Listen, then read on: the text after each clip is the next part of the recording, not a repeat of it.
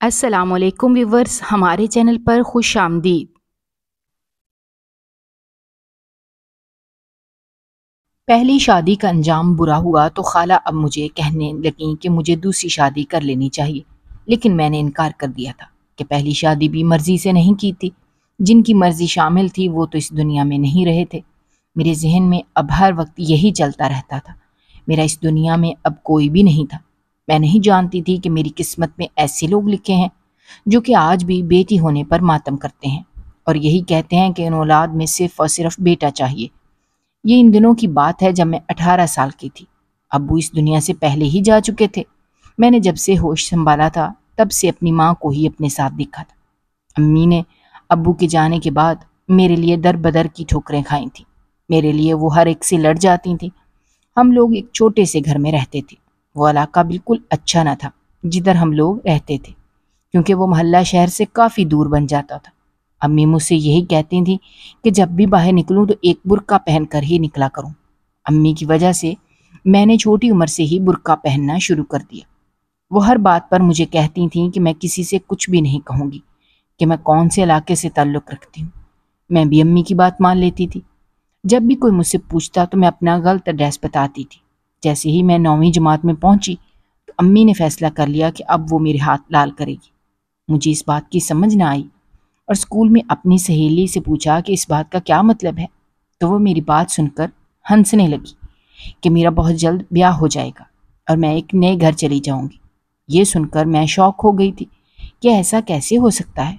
मुझसे बड़ी उम्र की लड़कियां अभी तक कंवारी थी और उधर अम्मी मेरी शादी की बात कर रही थी। मैंने सीधा आकर अम्मी से बात की कि मुझे कोई शादी नहीं करनी है, लेकिन अम्मी ने बताया कि मेरा रिश्ता पक्का हो चुका है।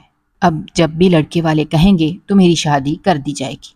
मैं अपनी शादी के खिलाफ कोई भी बात करती थी तो अम्मी फ़ौरन ही एक बात करती थी कि लड़कियां अपनी शादी की बात करती हुई अच्छी नहीं लगती, ये हमारे ज़माने की रीत नहीं है।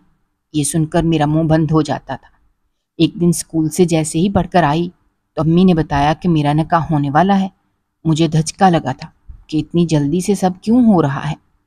अम्मी ने बताया कि ये सब कुछ इतनी जल्दी इसलिए हो रहा है क्योंकि अम्मी को पैसों की ज़रूरत है और जैसे ही मेरा निकाह हो जाएगा तो अम्मी को पैसे मिल जाएंगे। मैं भी उस वक्त तैयार हो गई थी। मैं जानती थी कि जिस मकान में हम रहते थे उसका किराया भी हम लोग काफ़ी मुश्किल से अदा करते थे, तो अम्मी की बात बिल्कुल दुरुस्त थी।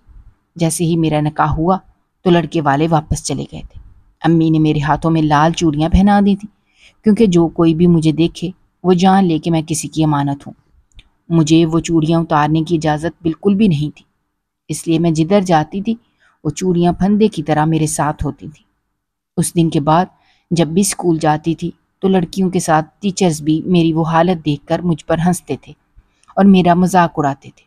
कुछ लड़कियां मुझ पर तरस खाती थीं कि मेरी माँ ने तो मुझे बेच दिया है। ये सुनकर मुझे काफ़ी गुस्सा आता था। मैंने अम्मी से कह दिया था कि अब मैं स्कूल बिल्कुल भी नहीं जाऊंगी। सबको यही लगता है कि उन्होंने मेरा सौदा किया है और बदले में दौलत ली है। इस बात पर अम्मी मुझे समझाती थी कि दौलत भी मेरी खातिर ही उन्होंने ली है ताकि मेरे लिए कुछ जहेज़ बना सकें। उनकी बात सुनकर मैं फिर से नॉर्मल हो जाती थी, लेकिन अब मैंने सोच लिया था कि जब आगे ससुराल ही जाना है तो ये स्कूल जाने का क्या फ़ायदा। मैंने स्कूल छोड़ दिया था और अब घर पर ही रहती थी। मेरी सहेली ने जब एक हफ्ता मेरा इंतज़ार किया और मैं स्कूल ना आई तो उसे भी काफ़ी तजस्सुस हुआ कि आखिर मैं कहाँ हूँ, इसलिए वो मेरा पता करने मेरे घर आ गई थी। मैंने उसे बताया कि मैंने स्कूल छोड़ दिया है। वो काफ़ी उदास हो गई थी कि अब हम दोनों कभी भी नहीं मिला करेंगे, पर मैंने उसकी बात सुनकर उसे कहा कि वो जब चाहे मुझसे मिलने मेरे घर आ सकती है। इस बात को सुनकर हर एक दिन छोड़कर मेरे घर आ जाती थी और हम लोग काफ़ी बातें करते थे।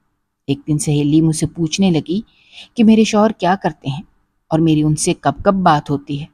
इस बात पर मैंने उसे कहा कि ये कैसा सवाल है, मैं इससे भला क्यों बात करूंगी, अभी तो मेरी रुखसती भी नहीं हुई।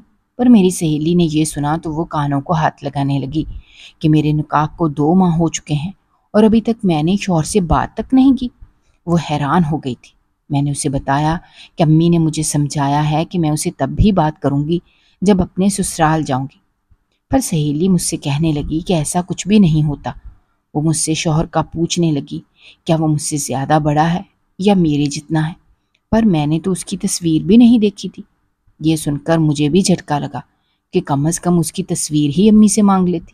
سہیلی کو بتایا تو اس کے پاؤں کے نیچے سے زمین نکل گئی تھی۔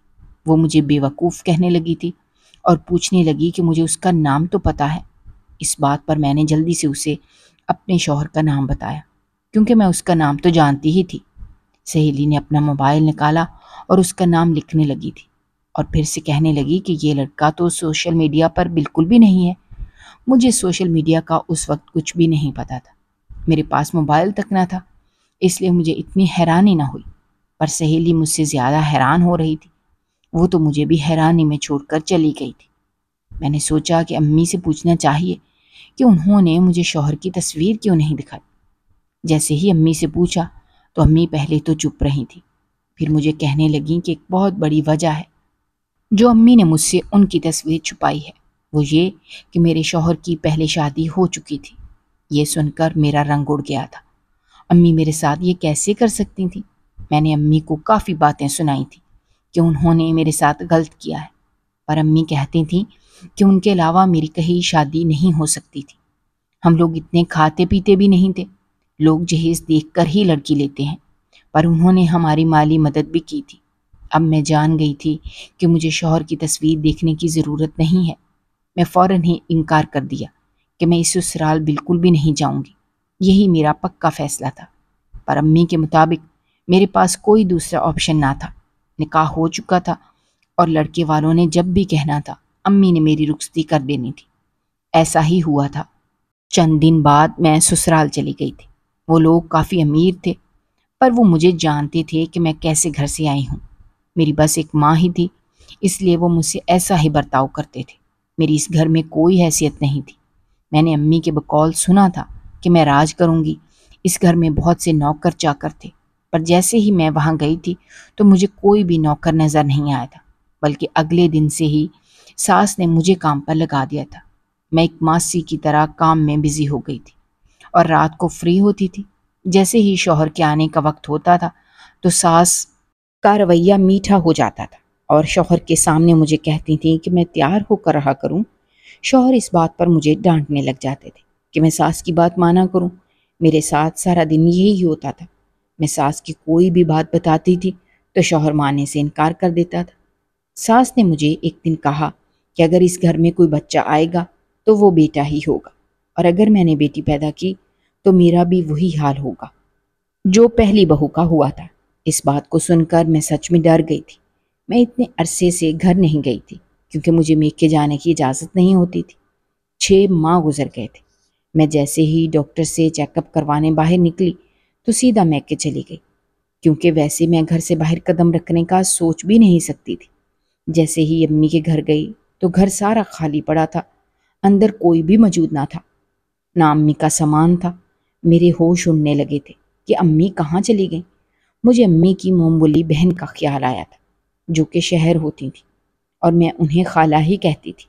جیسے ہی میں ان کے پاس گئی تو انہوں نے مجھے وہ خبر سنائی کہ میری روح فنا ہو گئی تھی۔ میں بے ہوش ہو گئی تھی۔ ایک دن بعد میں ہوش میں آئی تھی اور خالہ کی طرف تھی۔ میں یہ بھول گئی تھی کہ اب سسرال جا کر مجھے کیا کیا سننا ہوگا، کہ ایک پورا دن میں کہاں گئی، کیونکہ وہ صدمہ مجھے پہنچا تھا وہ اس سے کئی زیادہ تھا۔ امی مجھے اکیلا چھوڑ کر جا چکی تھی۔ وہ روز ہی مجھ سے ملنے آتی تھیں، لیکن انہیں واپس بھیج دیا جاتا تھا۔ امی کو پتہ چل گیا تھا کہ میرے سسرال والے بالکل بھی اچھے لوگ نہیں نکلے، اور یہی دکھ ان کی جان کا دشمن بن چکا تھا۔ میں خالہ کے پاس بھی نہیں رہ سکتی تھی، پر خالہ نے کہہ دیا تھا کہ ان کے گھر کے دروازے میرے لیے ہمیشہ کھلے رہیں گے۔ میں انہیں اپنی سگی خالہ مان کر جب بھی چاہوں ان کے پاس آ سکتی ہوں۔ میں نے ان کی ڈھیروں دعائیں لیں اور سسرال چلی گئی، جدھر میرے ساتھ قیامت خیز منظر ہونے والا تھا۔ جیسے ہی میں وہاں پہنچی تو ساس جیسے میرا ہی انتظار کر رہی تھی، پر میرے پاس اب کھونے کو کچھ نہیں بچا تھا۔ میں نے کہہ دیا تھا کہ اگر میرے ساتھ انہوں نے کچھ بھی کیا تو میں خاتون کے تحفظ والی کمیٹی بلا لوں گی۔ ساس ڈر چکی تھی اور اس کے بعد سے وہ مجھ سے دور ہی رہتی تھی۔ شوہر نے مجھ سے صاف صاف کہہ دیا تھا کہ اگر بیٹا نہ ہوا تو وہ مجھے طلاق دے دے گا۔ میں خود یہی چاہتی تھی کہ ان لوگوں سے دور چلی جاؤں، جو میری ماں کی جان کے دشمن بن گئے تھے۔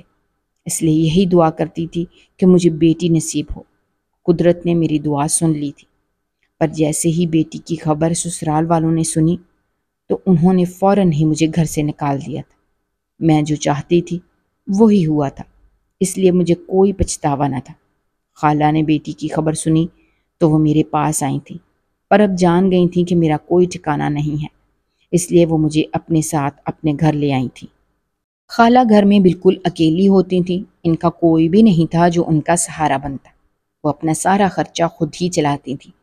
ان کے محلے کی مالکن کا ان پر بڑا احسان تھا، اسی وجہ سے ہی ان کی روزی چل رہی تھی۔ خالہ روز صبح ہوتے ہی محلے کی مالکن کے پاس چلی جاتی تھی۔ بیٹی اس وقت چھوٹی تھی تو وہ سارا دن سوتی رہتی تھی، اس وجہ سے میں بھی اس گھر کے کام کاج میں لگ جاتی تھی۔ مجھے لگتا تھا کہ ایسا کر میں خالہ کے اس احسان کو چکا سکوں گی۔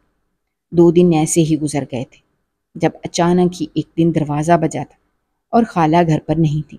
یہی سوچ کر میں نے ڈر کر دروازہ کھولا تھا۔ یہ محلہ شریفوں کا تھا، پر مجھے احتیاط برتنی چاہیے تھی۔ یہی سوچ کر دروازے کے پیچھے کھڑی ہو گئی۔ سامنے سے کسی مردانہ آواز کے تحت میں چپ رہی تھی۔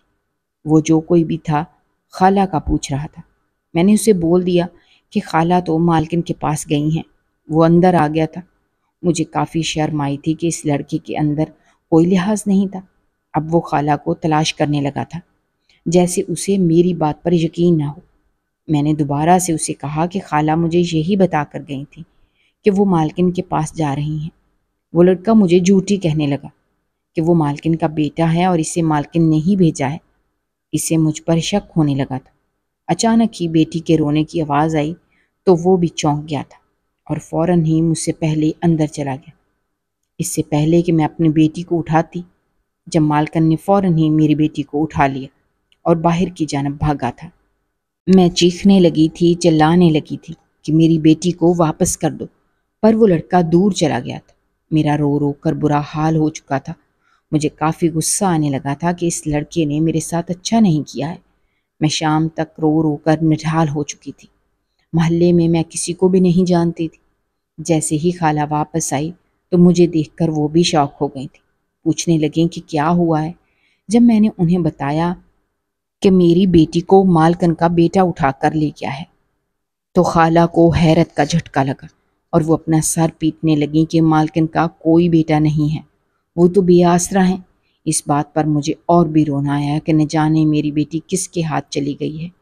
خالہ کہنے لگیں کہ ضرور یہ فیروز کا کام ہوگا، کیونکہ وہ خالہ کو بچپن سے کہتا ہے کہ خالہ اس کے ساتھ رہے، پر خالہ اپنے گھر میں ہی خوش رہتی تھی۔ مجھے خالہ کی بات سے کوئی واسطہ نہ تھا، مجھے تو سب میری بیٹی چاہیے تھی۔ خالہ نے فوراً فیروز کے پاس جانے کی تیاری کی تھی اور کچھ دیر بعد وہ واپس آئیں تو خالہ کے ہاتھ میں کچھ نہیں تھا، وہ خالی ہاتھ تھیں۔ میں نے خالہ سے کہا کہ وہ اکیلی کیوں ہیں، میری بیٹی ان کے ساتھ کیوں نہیں ہے؟ جب خالہ کہنے لگیں کہ فیروز کا کہنا ہے کہ وہ اس کے ساتھ آئے گی تب بھی وہ بیٹی کو واپس کرے گا۔ میں نے یہ سنا تو فوراً ہی خالہ کو کہہ دیا کہ وہ اس کے پاس چلی جائے، مجھے میری بیٹی ہر حال میں چاہیے۔ خالہ کہنے لگیں کہ اگر وہ وہاں چلی گئی تو میں ادھر اکیلی کیسے رہوں گی؟ مجھے میری بیٹی کے علاوہ کچھ بھی دکھائی نہیں دے رہا تھا۔ خالہ کہنے لگیں اگر ایسی ہی بات ہے تو مجھے بھی ادھر ہی رہنا ہوگا جدھر خالہ رہے گی۔ میں نے جلدی سے ان کے ساتھ جانے کی تیاری کی اور خالہ کو بھی کہہ دیا تھا کہ وہ بھی اپنی تیاری کرے، ہم ابھی فیروز کے پاس جا رہے ہیں۔ خالہ میری اس حالت کو سمجھ رہی تھیں، وہ شوق تھی اور خالہ فیروز کے گھر چلے گئے تھے۔ وہ گھر عام گھروں کی طرح بالکل بھی نہ تھا، اس محلے کے گھر سے ہٹ کر تھا۔